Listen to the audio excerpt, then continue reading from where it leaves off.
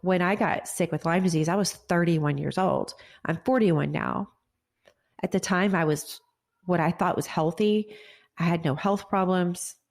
I'd had two young toddlers, and I didn't even know what Lyme disease was.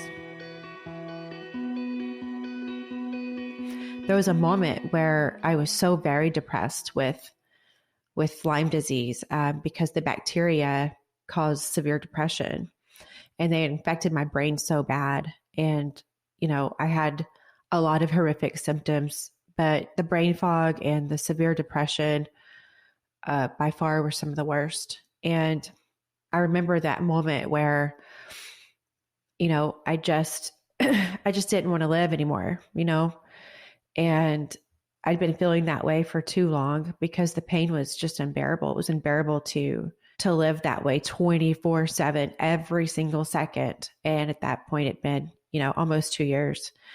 And I just reached my breaking point. And I finally just said, God, if you're sending me through this to help one person, then send me through it. And that was the moment that I chose differently. I chose to believe. I chose to overcome. When you choose, it puts you in the driver's seat. And in choosing, I was determined. In choosing, I did not give up. Lyme disease and living with an invisible disease, it awoke in my inner warrior. And when it did, I didn't stop. So after wanting to not live day after day, I decided one day that I chose to live. And that was the day I looked in the mirror and I said, F Lyme. Yep, I did. I said, F Lyme. It's like, you chose the wrong body and you have outwelcomed your stay. I will no longer make my body your home. I will not make my body a place for disease to survive, but for me, Jana, to thrive. I knew God did not put me on this earth to live in this hell and to go through this for nothing. I chose to believe. And, I wasn't magically cured overnight, but I had a fire lit inside of me that did not allow me to give up. I still had some really tough days, but I was slowly getting well. I kept having the die-offs, as I discussed in the episode 1, but I was starting to see the light in that black, dark tunnel.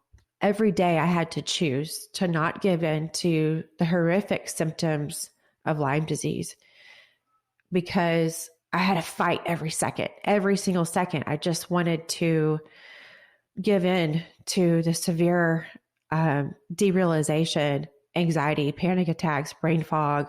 What if I don't get well? It took everything I had. And, I didn't feel like I had a whole lot left. I just had to make the right steps every day. I had to choose every single day, every second to just keep moving forward, drown out the negative, and just believe. I had to retrain my brain in a sense, right? And I had to start to look at this disease differently. I went from the victim mindset of why me? Why am I sick? What did I do? To what is it that I need to do, God? What is it that you're trying to show me? When you've lived with an invisible disease for, a few years, it's very lonely because people can't see that you're sick. And I didn't look sick. And I learned really quickly to just not tell people my symptoms because they didn't understand. And I know many of you might be feeling that right now. You might not have Lyme disease. You might not even have a disease or be sick, but maybe you're just going through something that's so difficult that, you just feel alone. That's one of the many reasons that I want to do this podcast, is because I want to be somebody's source of hope and inspiration and motivation, because it is not easy to overcome. It isn't. It's easy to be negative. It's easy to be the victim. In fact, that's very natural when something difficult happens to us because you don't see it coming. When I got sick with Lyme disease, I was 31 years old. I'm 41 now. At the time, I was what I thought was healthy. I had no health problems. I'd had two young toddlers, and I didn't even know what Lyme disease was. You don't see it coming. Nothing prepares you for the storms that come. And, I always like to, put things in a perspective that kind of makes sense. So, you don't have a rainbow without the rain or without the sun. And it's them together, right, that create the rainbow. It was really, really hard for me to find the positive when I felt that sick, because I felt sick and I felt scared and alone. I didn't know if I would ever feel like Jana again. And so in some sense, I lost who I was. I didn't recognize myself. And it was really, really hard for me that day to look in the mirror and to choose to live, and to say F Lyme, because when I looked in the mirror, I didn't recognize myself. I felt like I was looking at a stranger, but I had to choose, because living the way I was living every day was getting me nowhere. And I was trying really hard to get well, but my mindset wasn't in alignment. I never really understood the power of your thoughts until then.